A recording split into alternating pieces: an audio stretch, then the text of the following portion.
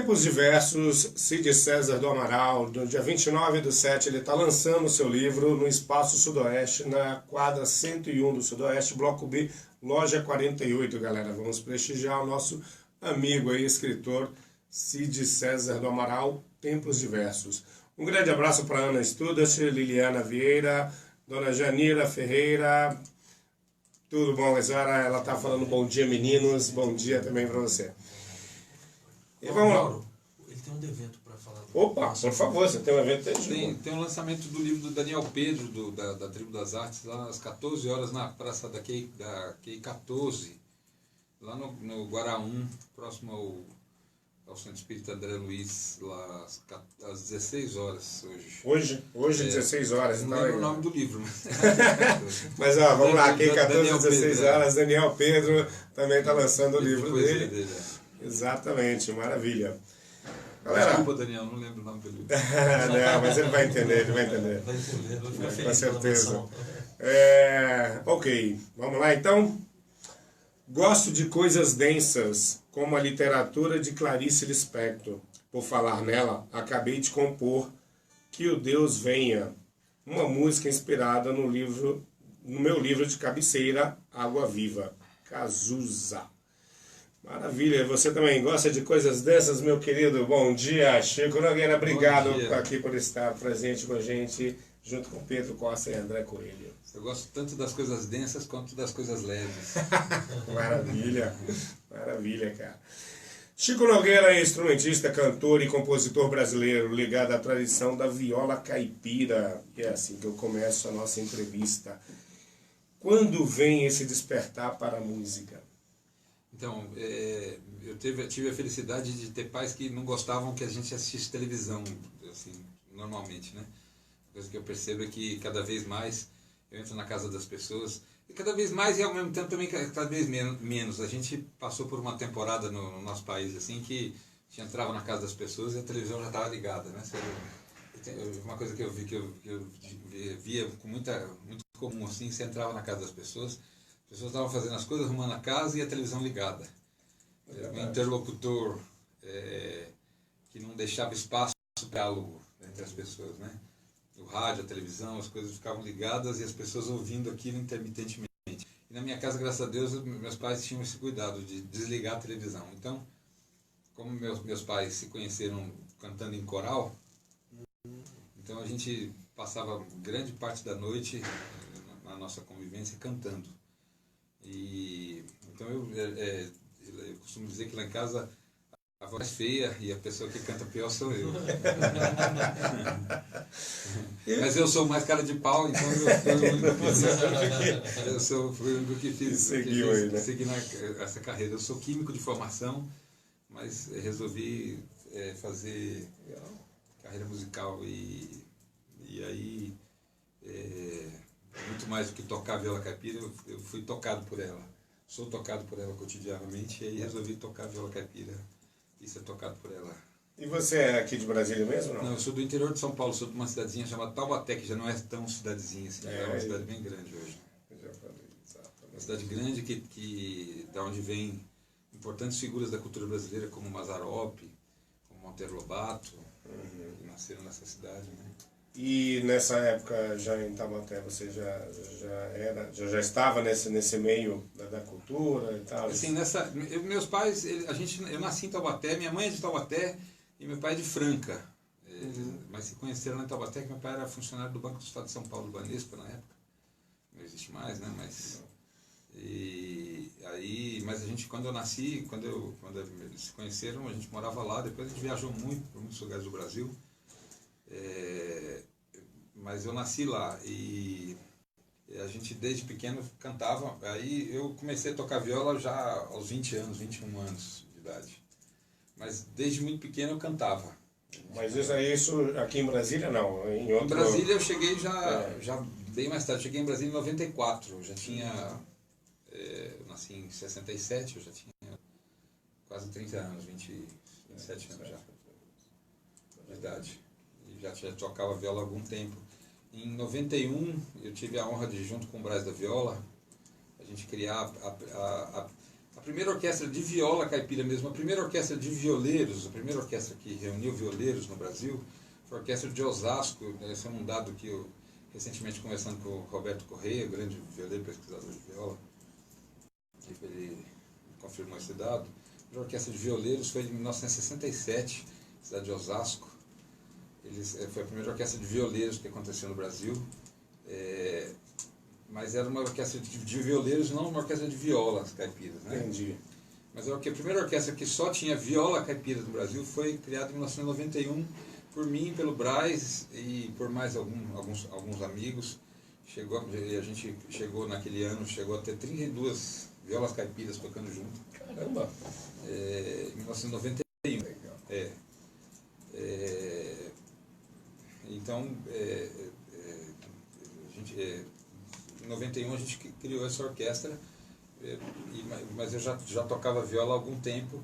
Naquela época o Braz tinha um curso, o Braz da Viola tinha um curso de viola caipira no Sesc, em São José dos Campos. E a gente se reuniu ao redor dele e criamos essa orquestra de viola caipira. E quando vem assim, porque acredito eu, né? Por favor, me corrija, não foi o primeiro, assim, a viola mesmo não foi seu primeiro instrumento. Quando que Foi vem? o meu primeiro instrumento. Foi. Eu comecei tocando viola. Uau, e como é que veio? Essa apresentação foi seu pai? Foi... Não, foi porque eu me seduzi pelo som da viola mesmo. Meu avô materno, pai da minha mãe, ele era violonista clássico. Ele até tentou me ensinar a tocar violão, mas eu desisti logo no começo porque eu preferia jogar bola, gostava mais de jogar bola do que tocar violão. Não tinha paciência mesmo para ir, também o violão não me seduzia enquanto instrumento mesmo. Assim. Hoje eu toco um pouco de violão, toco instrumentos de corda de uma forma geral, acho que eu toco quase todos, mas pelo menos assim o básico, né? Eu não me diria um instrumentista desses instrumentos, mas os fundamentos dos instrumentos hoje eu conheço por conta de assim, da minha lida com a música e tal. Mas o fundamento desses instrumentos eu conheço quase todos por causa da lida com a música mesmo. Mas o instrumento que eu me dedico mesmo a tocar é a viola caipira. E o primeiro instrumento que eu me dediquei a tocar, e o instrumento que eu aprendi a tocar mesmo, alguma coisa, foi a viola caipira. Nossa, legal. Pietro, alguma pergunta, André? Várias. Tem várias. Esse pessoal aqui, rapaz, traz um manual, viu, bicho? André, se quiser começar, eu vou escolher aqui. Bom, Chico, a gente sabe, né, que tem algumas... O pessoal quer fazer umas piadas sem graça para o pessoal que gosta de tocar viola e bandolim, né? Gosto muito do bandolim, toco um pouco de bandolim também. E fala que o bandolinista, ele passa a maior parte do tempo afinando o instrumento e a outra metade tocando com ele desafinado, né? As brincadeiras, né? A viola também, você deve escutar muito isso por conta da questão da quantidade de cordas. E a gente sabe que é um instrumento de extrema qualidade sonora. Sim. Quais as maiores dificuldades que você encontrou no começo do seu estudo por conta dessa diversidade que a viola traz de sons? Então, quando eu comecei a tocar a viola caipira, a gente tinha quase nenhuma literatura. Hoje é muito diferente isso, né? Eu não tinha nenhuma literatura praticamente a respeito de viola caipira. Eu, como quase todo mundo que começou a tocar viola na minha época, a gente era da minha geração de pessoas começando a tocar na época, eu, Braz da Viola, Pereira da Viola, Paulo Freire, Ivan Vilela, o próprio Roberto Correia. A gente, para todos praticamente, somos autodidatas. A gente começou a tocar por nós mesmos, pesquisando violeiros mais antigos e tal. A gente não tinha literatura, não. Tinha essa piada, né? Passa metade do tempo afinando, outra metade tocando desafinado. Eu entendo que isso se deve, em grande parte, a uma coisa assim, que é um projeto em curso. Eu em parte, atribuo isso a um projeto em curso, que é o projeto de desconstrução da cultura brasileira. Assim, a viola caipira, esse instrumento que se chama, que tem dois nomes, nome e sobrenome, viola caipira, que, como diz o Roberto Correia com toda a propriedade, por viola, a gente tem mais de um instrumento. No Rio de Janeiro, por exemplo, viola é um nome que se dá para o violão, né? Viola também é um nome que se dá para o instrumento de arco da orquestra, aquele instrumento violino um pouco maior. Então a viola caipira é esse instrumento de 10 cordas, que tem uma certa quantidade de afinações e tal. Então ele é um instrumento brasileiro que nasce em determinadas regiões do Brasil, que tem determinadas funções dentro da ritualística espiritual, da ritualística cultural brasileira. Então, para mim, esse tipo de piada ela está inserida num projeto de desconstrução da cultura brasileira. Ela não é uma coisa gratuita, que acontece por razões que acontecem externamente, assim, que acontecem, vamos dizer, do ponto de vista dos gringos querendo desconstruir aquilo que é inerente a nós, e que acontece internamente também, de nós mesmos, o gringo que nos habita, vamos dizer, aquilo que algumas pessoas chamam, por exemplo, o nosso complexo de vira-lata, assim, que é a nossa síndrome de inferioridade, falando dentro de nós, às vezes, e nos desconstruindo. E isso é um componente disso. Outro componente é um componente, vamos dizer, material, que é assim, por conta da gente não valorizar aquilo que nos pertence, a gente não investiu, por exemplo, em luthieria por muitos anos. Quando a gente, volta a dizer, quando a gente começou a estudar viola caipira e nos dedicar a ela como instrumento, a gente não tinha luthiers que se dedicavam, como a gente tem hoje, uma quantidade imensa de luthiers que constroem instrumentos de ponta, instrumentos de excelente qualidade. Hoje a gente tem, por exemplo, a fábrica da Giannini construindo violas de excelente qualidade na China. Hoje tem violas da Giannini que vem para o Brasil de excelente. Já tem uma viola da Giannini que eu afino em Rio Abaixo, que não está aqui hoje, que veio da China, que é uma viola magnífica. Veio da China, uma viola de primeira qualidade, veio da China. Mas isso, há 30 anos atrás, era uma coisa impensável. A gente tinha umas violas ruins mesmo. Assim, eu lembro essa violinha que eu hoje chamo ela de vihuela, que nós vamos falar dela mais pra frente aí.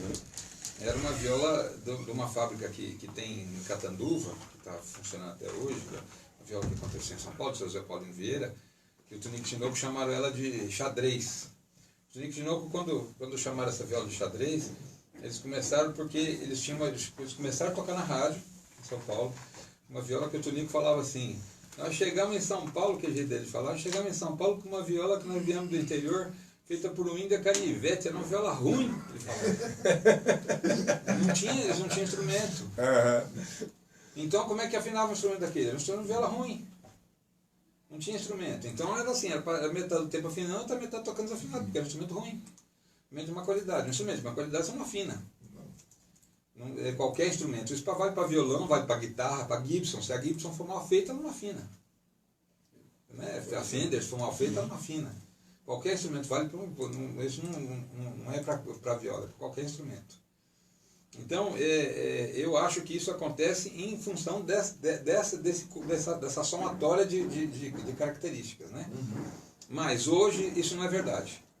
Essa viola que eu trago aqui comigo é uma viola feita aqui em Brasília pelo Alexandre, pelo seu João, né, o seu Dico e o Alexandre lá da ADA em Taguatinga.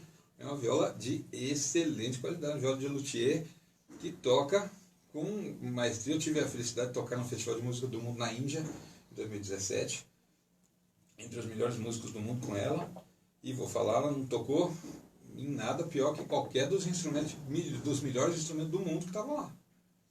Instrumento de ponta. Uau. E por falar nisso, né? Vamos escutar um pouquinho ela? Vamos. Antes do Pietro fazer pergunta? Vamos. Pode. Vamos tocar uma... Vamos começar com uma... Vamos começar então com uma... falando de música antiga, né? A viola, então, ela, como a gente vinha falando antes do programa, né? A viola é um instrumento eminentemente ibérico, né? Ela nasce, essa viola aqui, vou falar um pouquinho de história, né? ela é um instrumento que nasceu na Península Ibérica. Essa viola chegou aqui no Brasil, trazida pelos jesuítas. Ela chegou aqui no Brasil, ela veio de Portugal. Em Portugal, ela antes de chegar em Portugal, ela era um instrumento que nasceu na Península Ibérica para substituir o alaúde. Na Península Ibérica, para substituir o alaúde, ela se chamava vihuela. Tinha mais ou menos a mesma quantidade de cordas que o alaúde. Tinha 10 cordas como o alaúde, 9 ou 10 cordas como o alaúde. Só que tinha a forma que a gente tem, que a gente conhece, que é essa forma cinturada, que tem a viola, que tem o violão. E o alaúde era aquela forma baulada. Então eles tiraram a forma baulada do alaúde, colocaram essa forma cinturada para ficar mais cristã, para tirar aquela forma baulada, e continuaram com as cordas de tripa. Mas com a expulsão dos mouros e dos judeus da Península Ibérica, eles foram para Portugal, e em Portugal desenvolveram a metalurgia, e aí criaram um substituto para as tripas, que eram caras e difíceis de fazer, e com a metalurgia desenvolveram um troço barato de fazer, que era arame, e que você podia fazer quilômetros de corda, muito mais barato, que era o arame. E aí, em Portugal, desenvolveram a viola de arame. E aí, a viola de arame, então, era uma beleza, porque ficava bom para desenvolver esse instrumento sonoro, que era a viola de arame.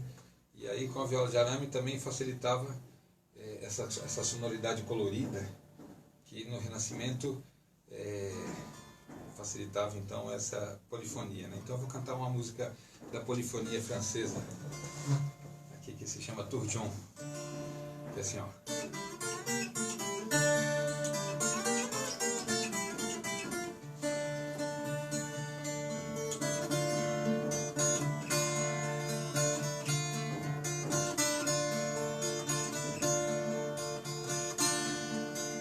Quand je vois le vent clairer, ami tout tourne, tourne, tourne, tourne, à laisser son moi je vois un jour à boire. Quand je vois le vent clairer, ami tout tourne, tourne, tourne, tourne, à laisser son moi je vois un jour à boire. Chanson et vivons, à ces flacons faisons la guerre. Chanson et vivons, mes amis, vivons. Chanson et vivons, à ces flacons faisons la guerre. Chanson et vivons, mes amis, vivons. Quand je vois le vent clairer, ami tout tourne, tourne, tourne, tourne, à laisser sur moi je vois un jour à boire. Quand je vois le vent clairer, ami tout tourne, tourne, tourne, tourne, à laisser sur moi je vois un jour à boire. Chanson et vivons, à ces pas confessons la guerre. Chanson et vivons, mes amis, vivons.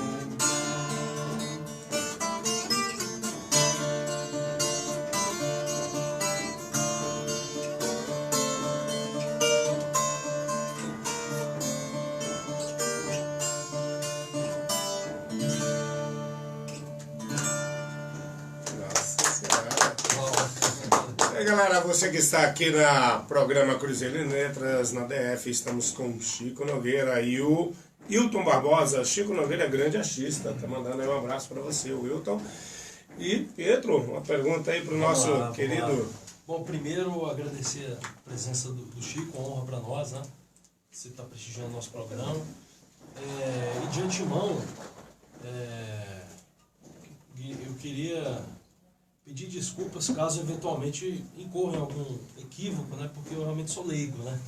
Nessa questão, mas a gente pesquisou com muito carinho também. Você falou que participou no festival na China, não é isso? Na Índia.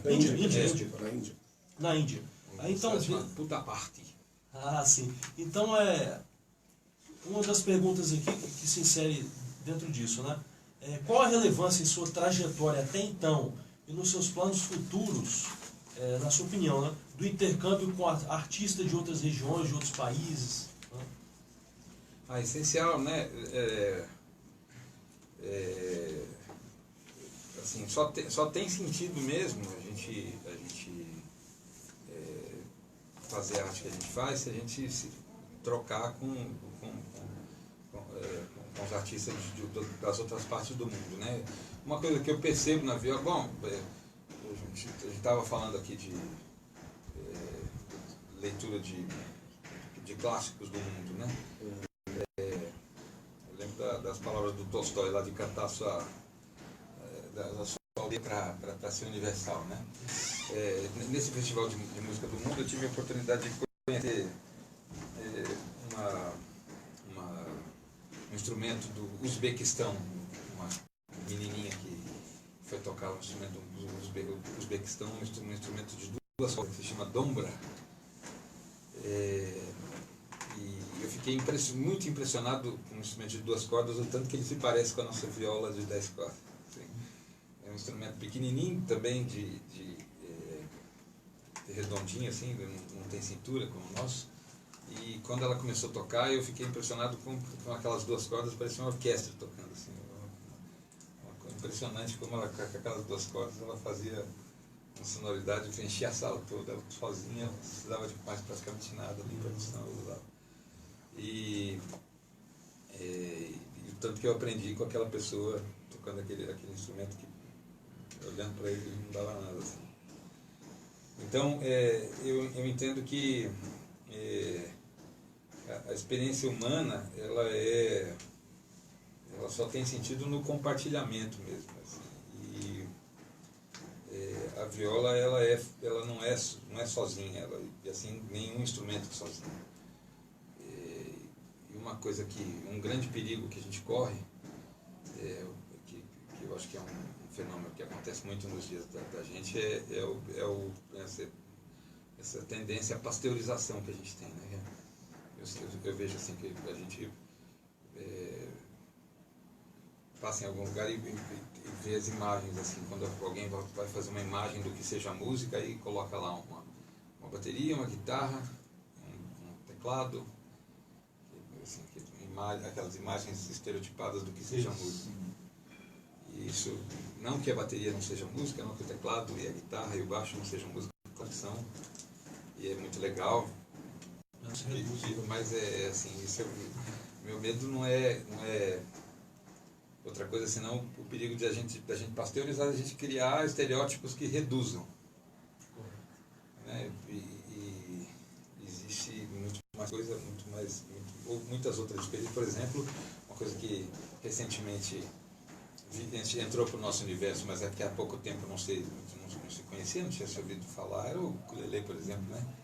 Um instrumento havaiano que tem uma quantidade infinita de possibilidades. E é uma coisa que eu tenho afirmado, e recentemente eu tive num encontro lá de violeiros, aconteceu em Planaltina, que era organizado pelo Gomes Batista, teve a presença de importantes violeiros do Brasil, Roberto Corrêa, Pereira da Viola, a Juliana, a anterior de São Paulo, violeiros Cristal, enfim, importantes violeiros do Brasil. Que assim, é importante a gente lembrar, a viola e outros instrumentos, mas a viola, nesse momento é importante dizer isso, a viola é um instrumento completo, as pessoas tendem a pensar que a viola é um instrumento só de solo. Não é. O ukulele é um instrumento completo, o cavaquinho é um instrumento completo, o bandolim é um instrumento completo, os instrumentos são completos. O Jackson do pandeiro é um cara que ensinou para nós que o pandeiro é um instrumento completo. Verdade. É um instrumento completo. Todos os instrumentos são instrumentos completos. Isso não depende do instrumento, depende do instrumentista. Depende de quem está ali fazendo música, de quem está produzindo ali, né? Assim, a música ela é completa onde ela estiver.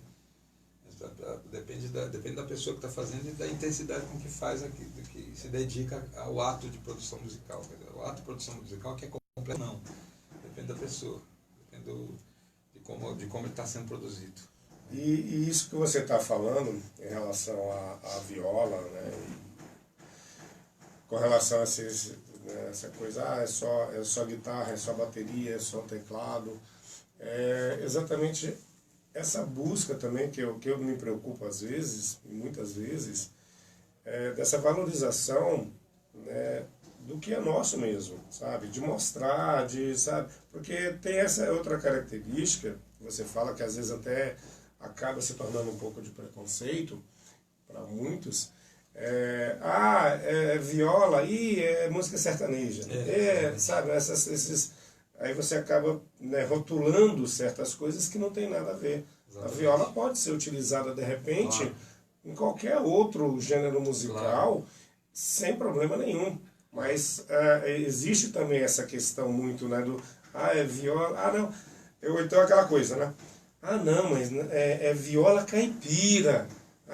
Mas não é sertanejo. Não, olha, é viola caipira. Como se, sabe, fazer uma coisa totalmente, cara, é um instrumento, como você acabou de falar, que quem utiliza é que vai utilizá-lo bem. Ele está ali completo. Está ali completo. E caipira é uma palavra que as pessoas não têm ideia do que significa mesmo. Capira, que é do tupi, significa campo, pirá, quer dizer, que é aquilo que nos alimenta. Capira é aquele que vive da potencialidade da terra, do que nos cerca. Capirá somos todos nós que vivemos dessa terra aqui, que vivemos da plenitude daquilo que tem ao nosso redor. Perfeito. Aqueles que vivemos da terra, somos todos os que vivemos da terra, do planeta, daquilo que tem aqui nesse planeta. Capirá somos todos nós que vivemos aqui. Com certeza. Quem vive nesse planeta aqui é caipira. Quem vive nesse planeta é caipira. E olha aqui, galera, é o seguinte, o Chico, viola e voz. Ele trouxe para ser sorteado. Então, ó, fiquem ligados, Domício Chaves, Lu Veiga, galera que está entrando agora e os que já estão assistindo aí um tempo, fiquem ligados, porque no finalzinho a gente vai sortear o disco dele. Ele vai falar daqui a pouco sobre isso, mas agora eu quero saber o seguinte: você tem um grupo, né? Faz parte do grupo Mambem Brincante. Mambem Brincante, desculpa, Mambem Brincante. Como é que surgiu esse grupo? Como é que é essa história? Então, como eu disse, eu sou químico de formação. Em 2000, a gente, antes um pouco de 2000, final de 98, começo de 99, tive a honra de encontrar com um grupo que viaja o Brasil, viaja até hoje o Brasil, agora de forma assim, vários grupos, né, mas que é a Companhia Carroça de Mamulengos. E tive a honra de tocar com eles, de andar com eles por aí. E aí na metade de 2000 eu reuni algumas pessoas e a gente criou esse grupo que é Mambem Brincantes, que a palavra é a junção de duas palavras, né? Para Mambembes, que são os grupos itinerantes que viajam se apresentando apresentando sua arte, e Brincantes, que é o nome genérico dos foliões de festas populares, né? Então tem os Brincantes do Boi, os Brincantes das Folias. Então a ideia era essa, juntar pessoas que fossem itinerantes e que tivessem essa pegada, essa proposta das festas populares brasileiras. Então nós resolvemos produzir arte autoral. Arte inclui música, teatro, produção de figurino, produção de arte visual, de cinema. E aí nós em julho de 2000 nós fizemos uma turnê, tivemos a honra de participar do Festival de Teatro de Rua em Avignon, lá no sul da França. E de lá para cá nós participamos de algumas FIFA Fan Fest, nós participamos dos principais festivais de música e de teatro do Brasil, participamos de alguns festivais pelo mundo. Que maravilha. Tivemos uma itinerância grande. E de 2015 para cá nós tivemos uma redução um pouco assim, bastante drástica por conta nas atividades, por conta da crise mesmo, né? Dessa crise de fluxo das coisas assim. A gente teve uma redução muito grande de movimento no financiamento de cultura no Brasil. E aí, por conta disso, eu lancei esse disco solo.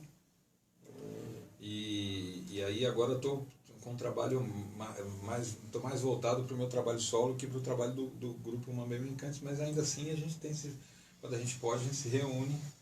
Nós lançamos 4 discos, nós fizemos algumas trilhas com o grupo Uma Bem Brincante, algumas trilhas de filme, e entre elas, para mim é talvez a mais importante, com Uma Bem Brincante, que é a trilha, narração e parte do roteiro de um filme que é bastante premiado internacionalmente, foi considerado, está colocado entre os 15 filmes mais importantes que conta assim, a história da Organização dos Trabalhadores no mundo de todos os tempos, que é um filme chamado Maio, Nosso Maio, que eu recomendo quem não assistiu, assistir ainda. Maio, Nosso Maio. Maio, Nosso Maio, que é um filme que conta a história do 1º de maio de 1868, lá em Chicago, lá, conta a história do 1º de maio. Maio, Nosso Maio é o título do poema do Mayakovsky. E é o nome desse filme, que foi feito aqui em Brasília, lançado em 1º de maio de 2011, por conta do encerramento da 3ª Conferência Distrital de Cultura, e é premiado internacionalmente, tem muitos prêmios internacionais, eu recomendo assistir. Com certeza. É um curta feita em animação, totalmente em software livre, muito interessante. Show, com certeza vamos aí prestigiá-lo. É. O Hilton Barbosa, que fazer uma pergunta aqui antes de passar para os meninos aqui. Chico Nogueira, já lhe foi pedido alguma vez para apresentar carteira de músico para se apresentar? Tem carteira de músico para viola caipira? Tem carteira de músico para viola caipira, eu tenho carteira de músico e já foi pedido, sim. Beleza, vocês meninos, alguma pergunta aí? Antes da gente escutar um pouquinho mais aqui da música dele. A gente sabe da qualidade da viola caipira. A gente tem o conhecimento que é um instrumento fantástico. E é um instrumento, sim, como eu poderia te dizer, que tem afinações muito diferenciadas, né? Sim. Ela tem a ri abaixo e acima, cebolão em mi, cebolão em ré. Sim. Então cada um dá uma sonoridade diferente, Sim. dá uma qualidade diferente, dá Sim. um timbre diferenciado ao som. Sim. Qual é o que você mais gosta de utilizar assim frequentemente nas suas violas? Quando eu comecei a tocar, eu tocava com a gente era orquestra de viola caipira e tal, a gente usava muito cebolão em mi. Era mais moço, minha cor da minha voz, assim, a timbre da minha voz originalmente eu sou barítono, né? A cor da minha voz é de barítono. Mas, por cantar desde muito novinho, eu tenho uma extensão de voz muito ampla. E aí, quando eu chegava nos lugares para cantar assim, nos corais, nas coisas assim, eu alcançava as notas mais agudas, então eu quase nunca ficava nos baixos, nos barítonos. Os maestros sempre me colocavam para fazer o tenor, porque eu chegava nas notas, né? Então por conta disso, eu usava cebolão em mi, porque eu chegava nas notas. Depois eu fui ficando mais velho e mais preguiçoso, aí eu baixei para cebolão em ré, para ficar mais confortável. Aí agora eu uso mais o cebolão em ré, nessa viola eu uso o cebolão em ré. Mas eu tenho feito umas experiências, aquela viola que eu falei para vocês da viola chinesa lá, que é uma viola maravilhosa que eu tenho. Eu uso o rio abaixo em sol. E nessa que eu chamo de vihuela, que é uma viola que eu diria que é uma espécie de invenção que eu fiz, que é uma viola que eu uso em corda de nylon, que eu chamo de vihuela, né, que é uma coisa que eu estou experimentando. Eu uso um rio abaixo em Fá. É um tom abaixo, então é mais grave, né? Então, por enquanto, eu estou usando essas 3 afinações, né? Aquela da cebolão em Ré, a outra rio abaixo em Sol e essa aqui uma rio abaixo em Fá. E entrou antes da gente escutar o nosso amigo aí. Vamos lá. Chico, quando no seu entendimento surgiu sua maioridade na música e o que representa para você o trabalho viola em voz em seu processo de crescimento artístico?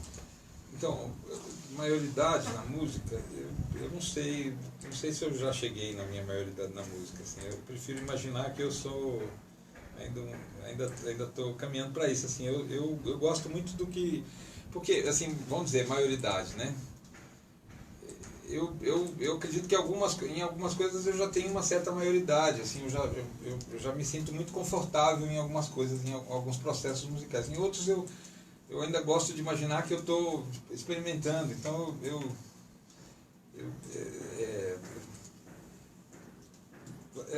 gosto muito da sensação da experiência. Em algumas coisas eu ainda tenho aquela sensação de estar descobrindo, tem coisas que acontecem e me dão aquela sensação sensação gostosa da descoberta, né? Uhum. Então, eu estou, por exemplo, agora, vou aproveitar a boa pergunta para fazer uma merchandising. Claro. Eu estou fazendo uma experiência agora nova, que estou preparando um repertório para um disco que eu estou preparando para gravar, que vai se chamar Chico por Chico, que é fazendo experiências de preparar músicas do Chico Buarque com arranjos de viola caipira. Então isso para mim é uma descoberta nova, porque a minha proposta sempre foi preparar coisas autorais, assim. Eu sempre trabalhei, eu pensava assim, não vou investir em fazer arranjo de coisas que já estão prontas, já tem, assim, o Chico Buarque, por exemplo, já fez coisas tão maravilhosas que eu não vou investir em fazer coisas de quem já fez coisas tão maravilhosas. Melhor é investir em fazer coisas coisas novas, porque é muito investimento, muito trabalho. Vou fazer coisas que eu mesmo já esteja fazendo. Então agora eu estou indo num outro caminho. Então é assim, ao eu me propor fazer esse novo caminho, fazer essa coisa que para mim é uma novidade, ainda que ao eu fazer isso, eu esteja fazendo isso com uma atitude madura, assim, não é uma coisa que eu esteja fazendo sem responsabilidade, de forma imatura e tal. Para mim é uma experiência muito prazerosa, me dá aquela sensação infantil, de alguma forma até adolescente, mas puxa, que delícia experimentar isso, né? Estou experimentando coisas diferentes. Então estou fazendo esse trabalho novo, estou procurando gente que me ajude a possibilitar isso e tudo mais. Então esse é o merchandising. Procurando parceiros para essa... Parceiros. Poderia fazer só mais uma dentro dessa mesma... Por favor, claro, estamos aqui. Qual que seria a ideia, o sonho, a provocação, a angústia por trás do título do CD? Voz, o pronome em lugar do voz substantivo. Pois é, então, a ideia é criar a dubiedade, né? Porque, assim,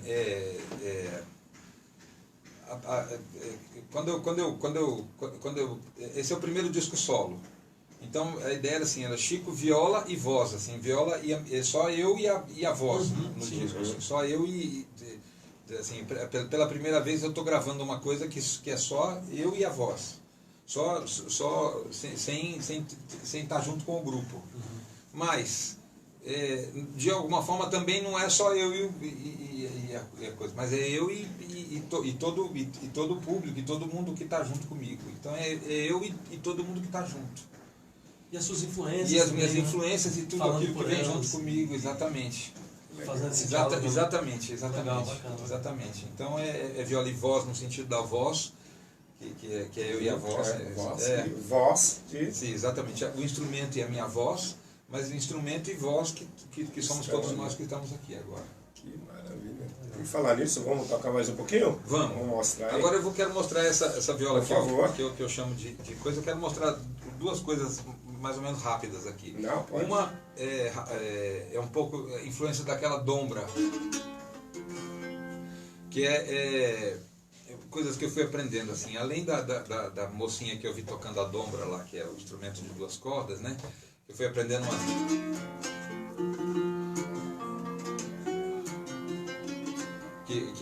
técnicas que eu fui percebendo que ela usava naquele instrumento de 2 cordas, e que fui vendo também com maestros persas, né, que depois eu fui pesquisando, um deles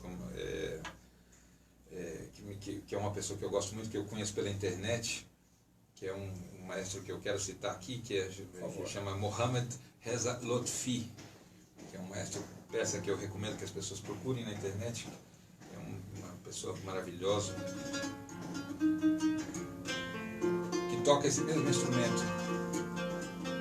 Só tem 2 cordas e parece uma orquestra, que é uma coisa impressionante.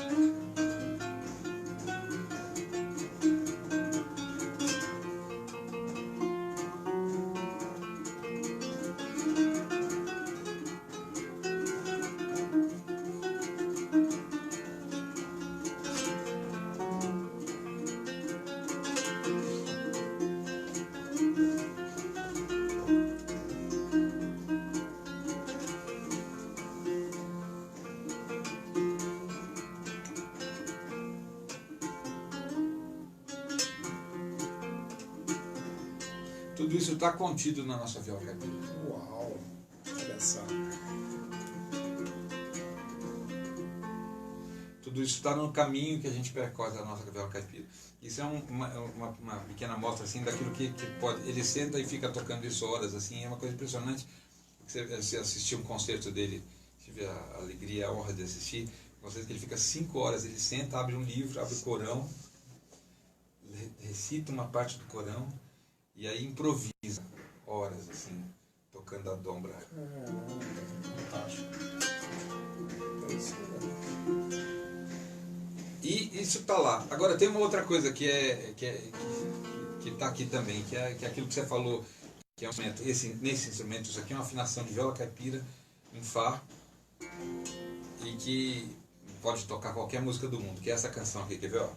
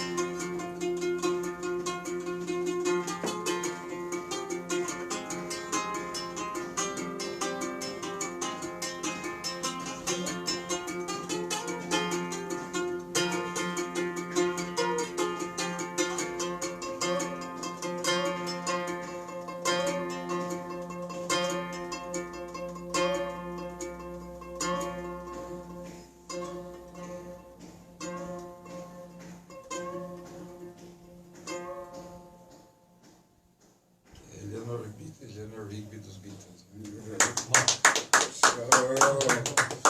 Agora estamos aqui, programa Cruzeiro em Letras na DFFM. João Batista de Medeiros, grande emoção em assistir colegas imortais falando de cultura, obrigado. E para vocês aqui, estamos com Chico Nogueira, grande, falando de viola caipira, tá muito legal, muito bacana. Qual é o seu processo de criação, Chico? Assim, você de repente acorda às 4 da manhã e começa, é brincadeira, mas vamos seguir assim, esse processo, essa coisa. E você também é compositor. Sim, né? Na verdade, assim, a maior parte do meu processo é um processo de criação mesmo. Uhum. Recentemente, mais recentemente agora, que com esse processo agora de preparar esse disco do Chico e tal, e de preparar um repertório que me propus, né, esse processo de gravar um disco que não seja meu, é que eu estou... que também é um processo de criação, porque na verdade eu... mesmo me propondo a gravar um repertório que não seja meu, eu nunca quero fazer uma coisa que seja igual, eu não me proponho a fazer repetir arranjo, né? Eu sempre quero fazer arranjos particulares, assim, não me agrada fazer como já foi feito antes, né? Então, de alguma forma, é sempre uma forma de recriação. Mas o meu processo de criação não tem muito uma forma... Ou um horário, né? Não tem muita coisa. Às vezes, assim, teve canções minhas que eu fiquei anos para compor. Teve uma canção minha, por exemplo, uma frase, assim, uma frase que ficou na minha cabeça, assim, que era: eu cantava passarada, meu canto é que é voar. Essa frase ficou na minha cabeça anos. Depois, um dia, saiu o resto. Resolveu desencantar. E teve outras que aconteceram, assim, teve música que quando chegou num estalo, assim. Então não tem como dizer. Na verdade, eu acredito mesmo, isso é uma coisa que eu tenho certeza, que existe uma coisa que eu escuto mesmo, assim, dependendo do estado que eu esteja, eu consigo escutar. Existe uma canção tocando, e aí a gente escuta trechos dela. E aí trechos dessa canção é o que a gente chama de música. A gente não tem muito a gente não cria canção, a gente escuta trechos de uma canção que está tocando. Tem uma canção tocando o tempo todo. Com certeza. Pietro, tem aí pra gente... Tenho. Vou mudar um pouquinho o foco. Isso, claro, que nós estamos na entrevista. Vamos lá. Bom, Chico, democrática. Você tem um blog, né, e parece que atualiza constantemente, né, com poemas de sua autoria. Faz um tempinho agora que está desatualizado, mas sim, eu passei muitos anos, passei uns quase 4 anos colocando todo dia um poema novo no blog. Sim, sim. Aí, assim, a minha modesta leitura, né, do que vi, intimidade com diversas formas textuais, abordagens, né, que exalta a grandeza da vida com doçura, mas também tem profundidade de fazer críticas sociais fortes, né? Mostrando alguém imerso no mundo como cidadão, como poeta, como humanista, sem renunciar à arte, ao contrário, salientando que ela é natural, é essencial a nós, os seres humanos, né? Aí, diante disso, quais os escritores e escritoras que você prestigia? Queria mencionar algum deles e inclusive exerce alguma influência na sua música, na sua musicalidade? Tem muitos que exercem, né? Assim, alguns em especial, assim, alguns tocam mais. Tem os clássicos muito excepcionais, assim. A pessoa que eu leio, assim, que mais me emociona de todos esses muito famosos, assim, até hoje, que eu leio sempre, me emociona sempre. Esses dias eu estava lendo e me emociona de novo. Eu já li incontáveis vezes e toda vez que eu leio me emociona. É Cervantes. O Quixote, eu não consigo ler sem chorar. Eu acho que eu não sei contar quantas vezes eu leio o Quixote. Toda vez que eu leio me emociona. Guimarães Rosa também, eu li também, toda vez que eu leio, quase tudo do Rosa também me emociona muito. Recentemente eu passei uma temporada, passei uns quase 5 meses em Montevidéu, passei tocando em Montevidéu, e lá em Montevidéu eu tomei contato com uma comunidade de escritores e poetas lá da cidade, e em especial com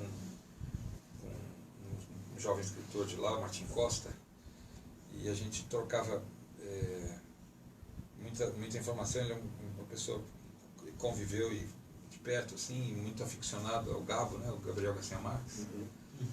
Então o Gabo também é uma pessoa que, o Gabriel Garcia Marques é uma pessoa um escritor que tive a felicidade de conhecer pessoalmente, mas que é um escritor. Do Gabriel Garcia Marques, uma coisa que eu li a respeito dele que sempre me impressionou muito, assim, que uma vez chegaram para ele e perguntaram para ele assim: mas como é que você criou essa estrutura realismo fantástico, né? Aí ele falava assim, vocês falam de realismo fantástico, eu não consigo entender do que vocês falam. Eu não falo, não criei nada, isso aí é a realidade, é como as coisas acontecem de verdade. Isso é como as coisas acontecem de verdade, isso é assim, é a realidade cotidiana, isso é como as coisas acontecem mesmo. Não tem nada inventado, é daquele jeito mesmo. É verdade. É um absurdo real, né? É exatamente. É daquele jeito mesmo que acontece. É o que ele via, né? Então como ele as só coisas acontecem mesmo. só jogava. Então, essas coisas assim, essas coisas essa percepção próxima da gente, né? Por isso que talvez o Cervantes me toque tanto, assim,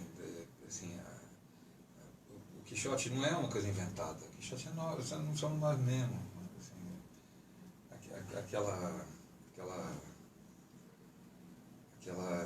aquele absurdo,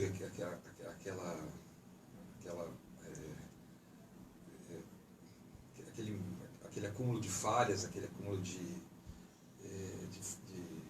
imperfeições, e ao mesmo tempo aquele acúmulo de coragem para vivê-las intensamente no cotidiano, assim, somos nós mesmos. O Locke tem uma frase que eu gosto muito, que ele fala que o escritor é um Quixote. À medida em que ele luta, esgrime palavras contra os mecanismos do mundo, transformando os moinhos de vento. Né? Exatamente. A coragem para olhar para o moinho de vento e reconhecê-lo como o real gigante que ele é. Isso aqui me encanta demais. Por isso que eu não consigo ler sem chorar. A arte, né? Na verdade, a arte é uma coisa impressionante, seja ela da onde ela vem, quando toca, porque é por isso, né? A arte, cara, é para provocar, é para realmente dizer algo e se diz melhor ainda. Mas tem muitos outros, né? Assim, eu estou citando os claro, mais próximos. Assim, então, acho que eu sou muito ibérico nesse sentido. Mas tem muitos outros também, né? E como você, mudando um pouquinho também, o Pietro, mas entrando nessa linha do Pietro, como você vê o mercado musical e cultural dentro do DF hoje? Como é que você vê o que está acontecendo na cidade e tal? Vou responder isso contando uma história para vocês. Tem um filósofo que a gente não conhece nada dele, que morou aqui em Brasília, um pensador, isso é importantíssimo, que é Agostinho da Silva. A gente não conhece nada do Agostinho da Silva, mas é um cara essencial na história dessa cidade. Assim, é uma pessoa, para a gente ter uma ideia, é uma pessoa que desenhou o desenho, que seria o desenho maravilhoso da NB, que criou o conceito que se materializou no ICC. O que é o ICC? O Instituto Central de Ciências. A ideia do um lugar onde todas as ciências convivessem juntas, todo mundo, o estudante de medicina andasse do lado do estudante de letras, e andasse do lado do estudante de engenharia, que andasse do lado do estudante de arquitetura, todo mundo junto, caminhando ali ao lado. Aí os militares, os quadrados, vieram e acabaram com tudo. Depois ele veio para Brasília em 62, convidado pelo Darcy Ribeiro, para fazer o desenho da UNB. Em 64 os militares acabaram com tudo e ele, desgostoso, voltou para Portugal.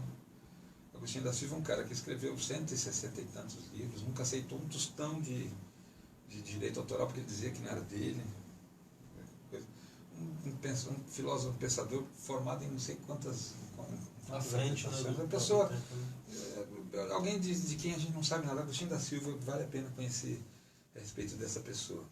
Agostinho da Silva é o primeiro tradutor de quase todos os clássicos que não eram em língua portuguesa, de Shakespeare, de Milton, de Dostoiévski, de quase todos os clássicos para português. Foi ele que publicou com o dinheiro dele em língua portuguesa para Portugal e para o Brasil. Criador da Universidade Federal de Santa Catarina, criador da Federal da Paraíba, criador do Centro de Estudos Afro-Orientais da Universidade da Bahia, que fez o desenho da UNB, uma sumidade impressionante da qual a gente não sabe quase nada.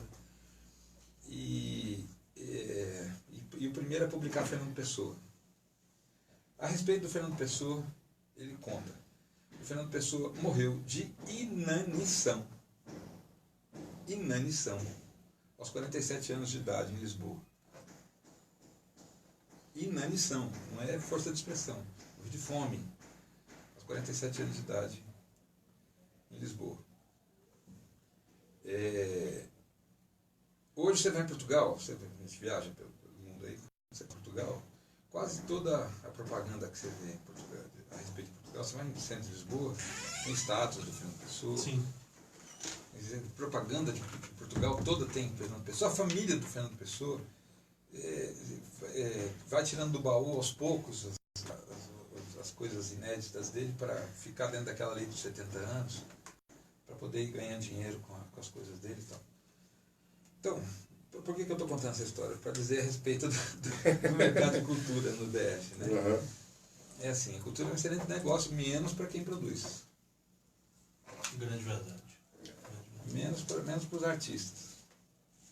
Né? Para quem produz ainda não é um grande negócio, infelizmente, porque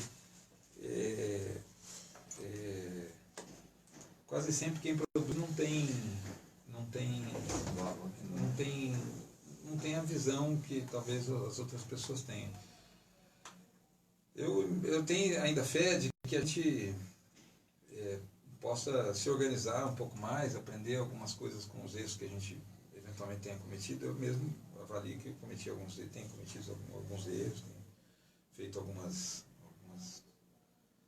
coisas que não sejam as melhores, né? Assim, de administração das coisas. A gente já tem feito muitas coisas, já tem produzido muitas coisas, já produzimos discos, como eu disse, já discos, trilha de filme, coisa. Temos influenciado algumas pessoas. Eu tenho ouvido falar de que tem gente que tem começado a tocar viola, tem alguns filhos, entre eles alguns que têm influenciado positivamente no mercado cultural da cidade. Tem um filho que é um excelente músico, que é o Léo Terra, excelente rabequeiro. Tem uma filha que é uma grande cantora de samba da cidade, canta muito aqui no Cruzeiro, que é a Clara Nogueira. Inclusive o Bruno até ia te perguntar isso aqui, que tem um colega que estava falando aqui que além do Chico tem a Clara que arrebenta também. A Clara é uma grande cantora. Aliás, alguém tinha que cantar Depois bem. temos que trazer a Clara aqui para uma entrevista. Claro, alguém tinha que cantar bem na família, né? A Clara canta, né? Tá certo. Maravilha, cara. É isso aí. Galera, eu vou ver quem ganhou aqui o disco do Chico. Vamos lá. Daqui a pouco eu vou dar a resposta. Quem ganhou o disco do Chico. E eu, assim, vocês têm alguma pergunta antes de eu fazer a última pergunta para É só ele? uma pergunta assim, mais um merchandising também aí para ver. Chico, a gente sabe que a viola é um instrumento que tem poucos lugares que você consegue aprender. Hoje tem a questão da internet para muita gente. Tem os tutoriais, né? Hoje Tutoriais. Mas você também dá aulas? Dou aula sim. Estou precisando dar aula. Faz a por favor. seu... Se alguém quiser aprender um pouco que eu sei, eu gostaria de compartilhar naquele celular lá que é 996181213. E também pelo meu perfil aí no Facebook, é Chico Nogueira. Aí é muito fácil de achar. Então, 996181213. Entrar em contato com você e procurar aulas, né? Procurar aulas e a gente compartilha o tanto que a gente sabe aí, não é muita coisa, mas a gente vai ter uma alegria compartilhar. Com certeza. Pedro, Vamos lá. antes daquela pergunta crucial que a gente sempre faz. As homenagens, né, às diversas tradições culturais, tem a ver com a sua visão, assim? Você acha que a música é uma forma de aproximar as pessoas, de estreitar laços, de nos tornar mais humanos? Com certeza, né? Na verdade, a arte, ela tem, a gente pode falar de várias funções que a arte tem, não dá nem para difícil de enumerar as várias funções, mas a grande função, no fundo, é a função de humanidade, né? Pensando no Paulo Freire, né? Assim, no grande desafio a gente se rehumanizar. A gente está sempre buscando isso, assim, humanizar e rehumanizar a gente mesmo, as nossas relações. e nesse mundo tão desumanizante que a gente vive, tão coisificante que a gente vive, né? Eu costumo dizer que assim, nós somos a única forma de produção de vida que de toda a história da humanidade que eu consigo ver, até onde eu consigo ver, nós somos a única forma de produção de vida que foi desenvolvida na humanidade, em que a gente tem o conceito de lixo. Que nós temos nenhum outro conceito, nenhuma outra forma de produção de vida que eu consigo ver na história da humanidade tem o conceito de lixo que nem nós temos. E o conceito de lixo se estendeu até as pessoas. Nós temos o conceito de lixo estendido às pessoas. Tem pessoas lixo hoje no mundo. Tem pessoas que a gente vê pelas ruas que são lixo. São abandonados como se fosse lixo. E esse conceito de lixo, então, desumaniza as pessoas. As pessoas não são mais gente, são lixo. Tem pessoas que a gente trata como se fosse lixo mesmo. Então, nós precisamos... Nós temos um desafio para nós mesmos, que é a gente se reumanizar. Reumanizar nós mesmos, humanizar aquelas pessoas que a gente considera como lixo. E eu não vejo nada que tenha o potencial de reumanizar nós, que tenha essa força tão grande quanto a arte. Tanto que as religiões, que são essa busca de reumanização, religação com o divino, fundamentalmente usam arte. Você pode ver que as religiões todas têm canto, todas têm imagens, todas têm adorno, todas têm, usam a arte como tem estética, usa a estética como forma de coisa. Nada é tão importante quanto a arte nesse sentido. E o interessante também, né, Chico, quando você falou a questão do Cervantes e Don Quixote, que é um dos livros mais vendidos do mundo, né? Eu, particularmente, me sinto sempre um Don Quixote, por quê? Porque eu sou casado com uma Dulcinea. Que maravilha!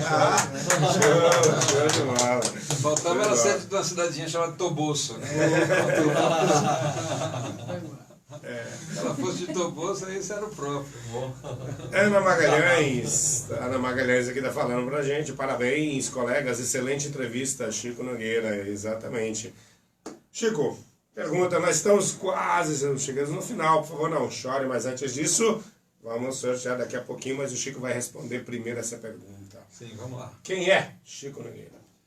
Rapaz, então, eu sou filho de seu Chico, dona Regina, também, meu pai também se chama Chico.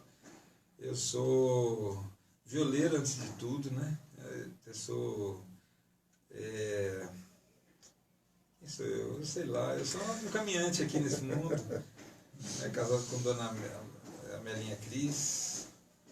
Sou pai de 6 filhos. Sou um violeiro aqui em busca de afinar minha viola, afinar esse mundo, né? Afinar eu mesmo, curar a mim mesmo, quem sabe curar mais alguém. Que maravilha, pô, obrigadão. E ó, isso aqui é singelo presente da Academia Cruzeiros e Letras, do programa Cruzeiro e Letras para você. Uma caneca, rapaz, que coisa boa. Pois é, dê uma olhada aí. Pode, por favor, mostra para o pessoal, se quiser e tal. Que maravilha, quero sim, com certeza, adoro caneca. Que bonito, uau, que honra. Nossa, personalizada com o meu nome, eu nunca tinha ganhado uma caneca com o meu nome, né? Que maravilha. Que bom, maravilha. Adorei. André, suas considerações finais para o público, para a galera, a gente aí finalizar. Boa semana a todos, muito obrigado a todos pela audiência, muito obrigado ao Chico. Poxa, fico feliz. Não só pela presença aqui, mas pela cultura que você desenvolve, pela qualidade daquilo que você traz, pelo seu amor à música, pelo seu amor à cultura, entendeu? Muito obrigado, pro Chico. Eu que agradeço, poxa vida, que bonito presente, adorei. Muito bacana. Pietro, por favor.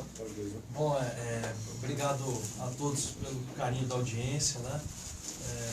Agradeço em especial ao Chico por ter vindo, né? E o Chico, com sua verve artística e seu amor pela arte, com certeza engrandece o nosso programa. Ficamos muito satisfeitos com a sua participação. Galera, antes da gente terminar, aqui ó, vão ser 2, não só 1, 2. E olha só, Hilton Barbosa ganhou e João Batista de Medeiros. Aê, seu Medeiros. Só que tem que vir aqui no programa para receber, tá ligado? Chico, minha mãe tá mandando um beijão pra ti, viu? Coisa boa. Como é o nome da sua mãe? Rosa, Dona Rosa. Dona Um Rosa. abraço aí pra você. Viva Dona Rosa. Gente, é isso aí. Programa Cruzeiro em Letras chegando ao seu final. Não chore mais do que eu, que sábado que vem estaremos aqui de volta. Agradeço mais uma vez a presença do Chico. Muito obrigado pela sua presença, meu amigo Pedro Costa, Andréia, a galera, o público que está aqui. Por favor, não chore, público, que a gente está de volta. Bom sábado para todos. Ótimo final de semana. E é isso aí. Programa Cruzeiro em Letras mais uma vez. Muito obrigado a todos vocês. Isso aí, galera. Vamos lá. Valeu. Vamos tirar uma foto, tá? Vamos. Vamos tirar foto. Registro nesse momento. Fazer cara de inteligência e depois a gente volta ao normal, né? Com certeza. Peraí. Show de bola, nossa, maravilha isso aí. Vamos tirar nessa cadeira, galera.